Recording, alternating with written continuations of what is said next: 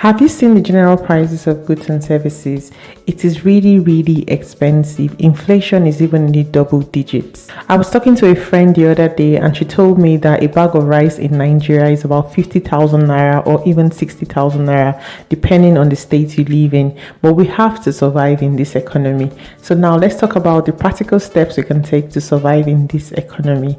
So hi guys, welcome to The Smiling Professor, where learning is fun. My name is Dr. Bukola, and today we're going to discuss the practical steps we can take to survive in this economy. So with the general increase in price of goods and services, the first thing that we have to do is adjust our lifestyle. Please don't hate me, but we need to go back to the basics. So just the essential things. So there is no money now to go to the club, to buy lots of drinks. It's a luxury. So anything that is a luxury is something that we should not be considering now.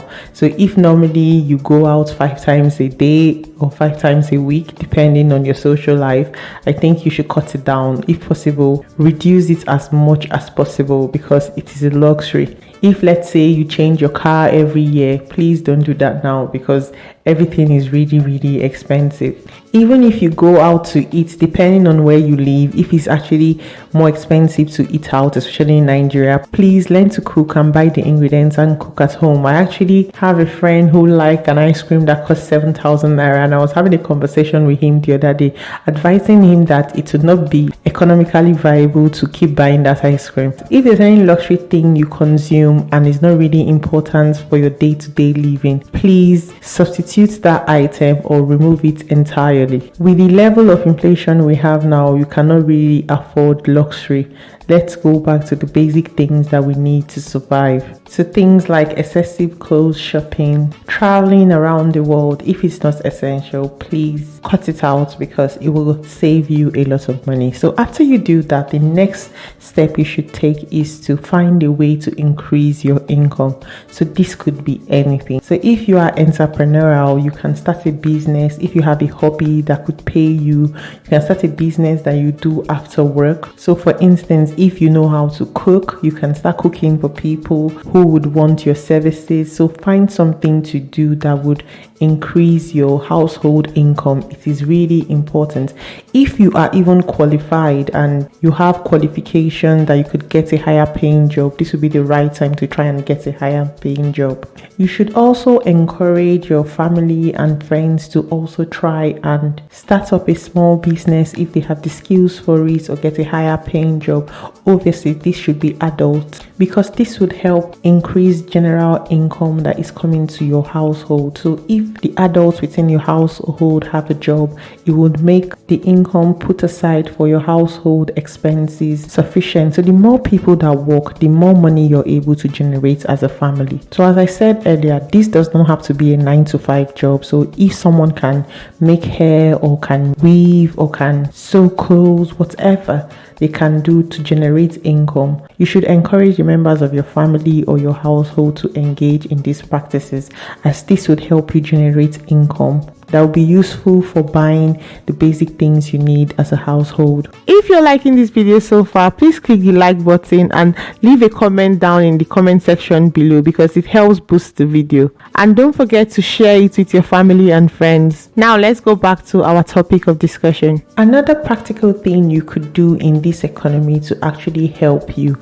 is to consider farming, so small scale farming. So if you are fortunate enough to have land where you can plant things, you can consider farming. So basic things like vegetable, tomatoes, corn, or the basic things that you would need.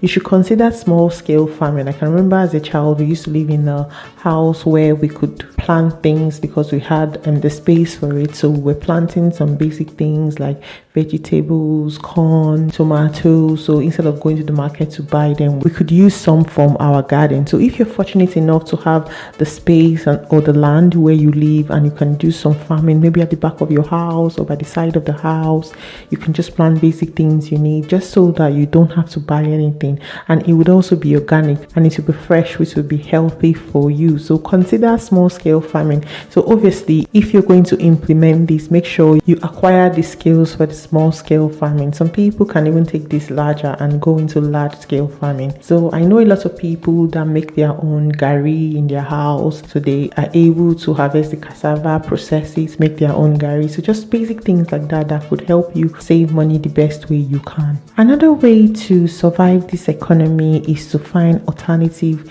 means of transport. So fuel has really increased in price around the world, and this is affecting most countries, but you can opt to use public transport or even get a bicycle if it's not going to be a bother for you to be able to get to the locations you want to get to. So find alternative means of transport instead of fueling your car for a short distance, or even walk to the places you want to go to if it's something that you can do. I myself, I walk a lot, I walk to a lot of places, and even this could be healthy and be good for you in general. Another way to survive this economy is to participate in thrift contributions. So if you're Nigerian, we call this osusu, where you save money with people and someone gets to collect it at the end of each month or each week.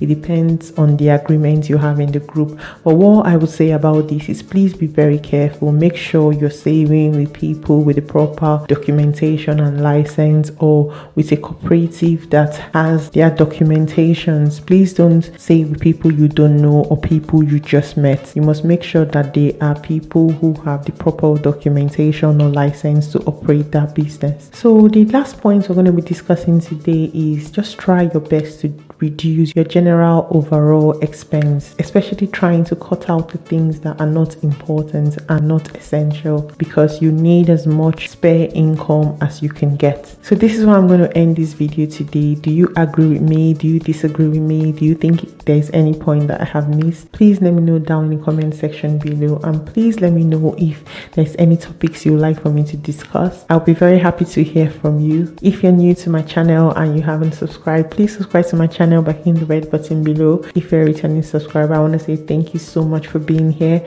Please don't forget to like and share my videos and click the notification bell so you always know when I upload. Thanks guys, see you next week. Bye guys.